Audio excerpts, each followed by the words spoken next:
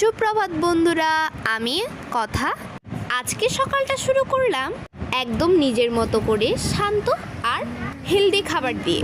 সিদ্ধ ডিম, টমেটো আর কাঁচা পেঁয়াজের একটা ফ্রেশ কম্বো, সাথে বাদাম আর কিশমিশ আর 1 কাপ কালো কফি। একেবারে হালকা আর নিজের শরীরের জন্য ভালো। এই সকালটুকু শুধু শরীরের না, মনেরও যত্ন। নিজের জন্য কয়েক মিনিটের এই ব্রেকফাস্টটাই আমার কাছে এক ধরনের মেডিটেশন। তুমি কি দুধ ছাড়া কফি খাও নাকি চা ভক্ত?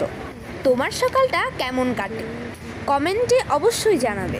জীবনের সবচেয়ে দামি জিনিসগুলো আমরা অনেক সময় অবহেলা করি।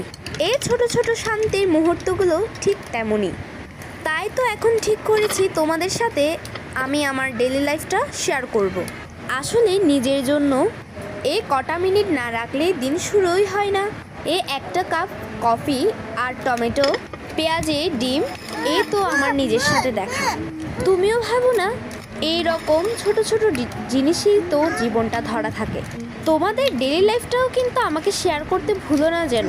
কমেন্টে একদিনের গল্পটা শুনতে চাই সত্যি করে। কাল আবার আসবো অন্য কিছুর স্বাদ নিয়ে। ততক্ষণ পর্যন্ত নিজেকে একটু ভালো রেখো। ধন্যবাদ, টাটা।